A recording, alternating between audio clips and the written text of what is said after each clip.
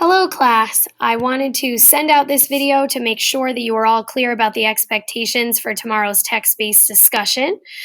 So what I've done here is I've pulled up the rubric that you're going to be graded on for tomorrow's discussion, which is worth a test grade.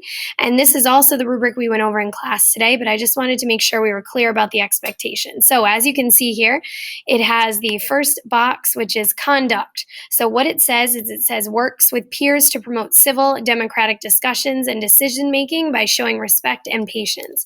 So most importantly, this box is asking you to treat others with respect and contribute to the discussion.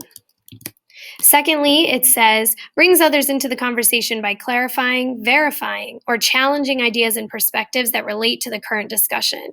So this most important element is brings others into the conversation, as we talked about today in class, in order to make sure that everyone's participating and that everyone can get the most amount of points possible. It's very important that you help by bringing others into the conversation. So for example, if one of your classmates was not speaking up, you could say, would you like to contribute to the discussion?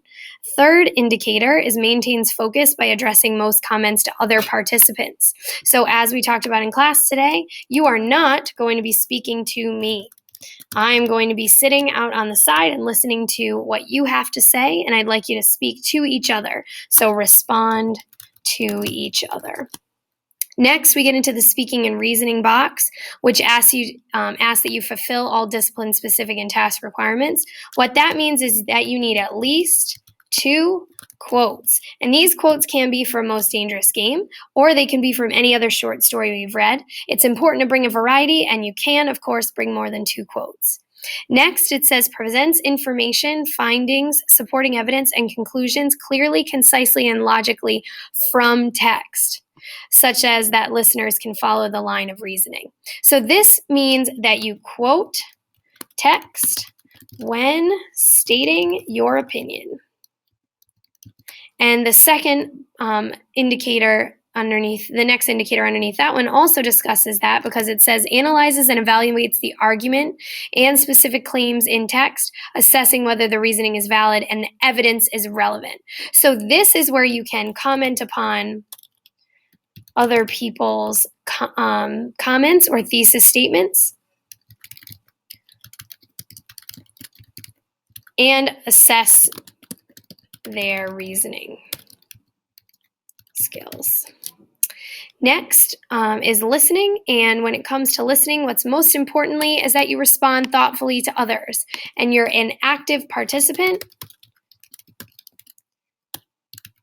which is mentioned here because you might qualify or justify someone else's viewpoint and make connections in light of the evidence and reasoning presented. Of course, that also means that you can say that you agree or disagree with someone, which is what is asked of you in the next indicator, evaluates a speaker's point of view, reasoning, and use of rhetoric, identifying flawed logic.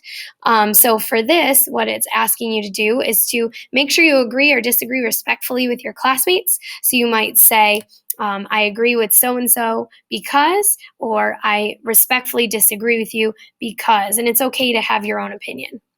This last indicator might not apply to us for this discussion because it asks us to reach a consensus, which means you all agree on the same idea, but I don't necessarily think that one is something we're going to need to worry about for tomorrow. And then lastly, reading comprehension. So it says demonstrates comprehension by citing strong and thorough textual evidence to support analysis. So this is where you have to cite your quotes to support your thesis. So I advise you to choose more than one. I think it's worth trying to choose more than one. I think that will put you into a good situation if you can pick more than one story to reference and also more than 2 quotes. Good luck, and I'll see you tomorrow.